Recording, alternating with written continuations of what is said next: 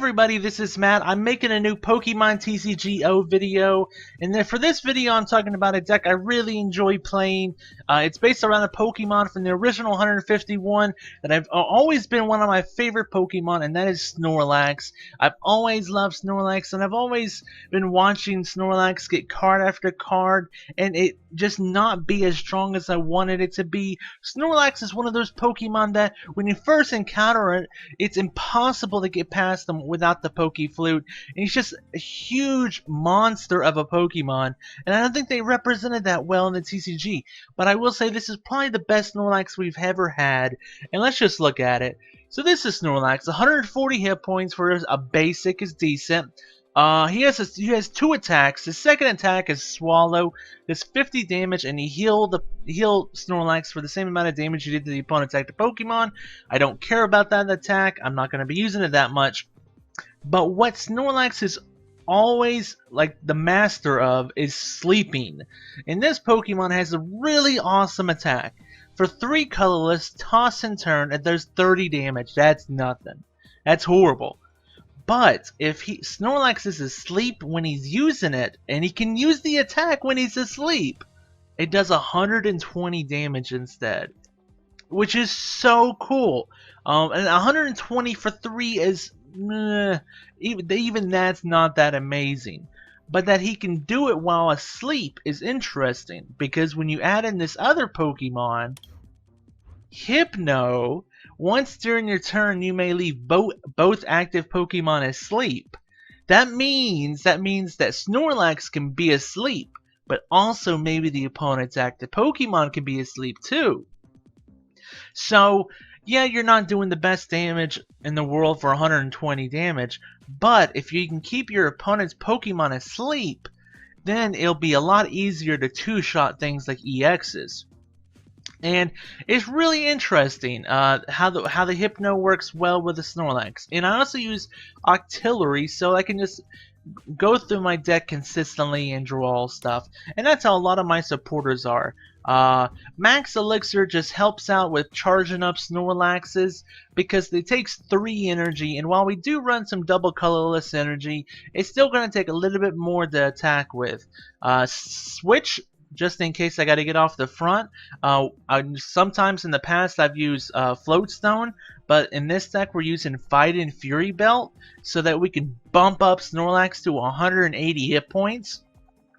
And so that he's doing 130 damage instead of 120, and that makes a little bit of difference because some stage 2s are 130 hit points instead of 120. So because that's our tool, we have to rely on Switch to get off the active, just in case they Lysander up a Octillery or Lysander up a Hypno and try to stall, or Lysander up a Snorlax that has no energy on it. We gotta rely on Switch for that. We use Trainer's Mail just for consistency purposes, Ultra Ball just to go get Pokemon, Versus Seeker to reuse our supporters. We're relying heavily on Bridgette to go get our Snorlax, Drowsy, and Remoraid. Lysander, I probably could do one of in the deck, but it's still a really good supporter to bring up a Shaman EX and one-shot it for 2 prizes. Pokemon Center Lady, I threw it in there because Snorlax is gonna be a tank. He's gonna have 180 hit points, and just for a single basic 1 prize Pokemon. And you never know when you want to heal that 60 damage when it makes a big difference, you know? If they hit you for 90 and they're going to two-shot you, you heal back down to 30 and now they can't two-shot you. Professor Birch's Observations. Shuffle your hand in your deck. It's the thing I use the most to draw cards. I know other people like Sycamore and stuff like that. I don't really like discarding my entire hand in most of my decks, so I rely on Professor Birch. Teammates, just in case I can't get Snorlax going that fast. I can at least make up for it by searching my deck for 2 cards and putting them in my hand.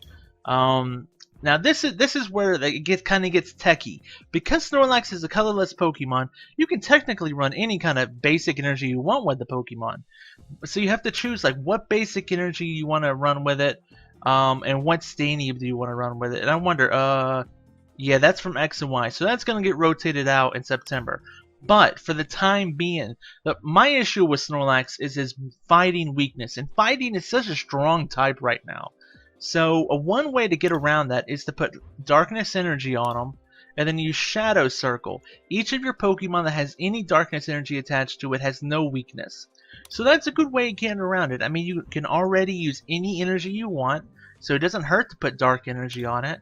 But on top of that, now you can remove his weakness that way, and that's a good way of doing it. There was multiple options I could have gone, but I really chose that one because I felt like in that kind of matchup you really needed that.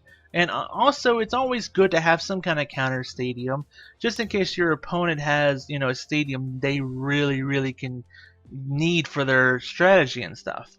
So that's basically how the deck works. I'll probably put up a video at some point in the future showing the deck being played and stuff. But that's basically the strategy. Use Artillery to help you set up, Hypno to put both active Pokemon asleep, and Snorlax to just keep attacking for 120. It doesn't matter if he's awake or asleep. I think you actually want him to be asleep. Yeah, if he is asleep, it does 120. But thankfully, you can use Hypno's Nate every single turn. And if the opponent's not smart enough to go after the Hypnos and snipe them and get them out of play, then you're just going to keep attacking, powering them up on the bench with max elixirs, boosting them with Fighting Fury belts. Now, I will say this, tech-wise, I did try out a build with Mew, but the issue was I ended up having to put more Fighting Fury belts on Mew. I had a build with Mew and that Psychic Stadium so that Mew could just do that sleep attack for one double colorless energy. But I found out I had to keep boosting Mew's hit points up to 90 just so he would have any kind of durability.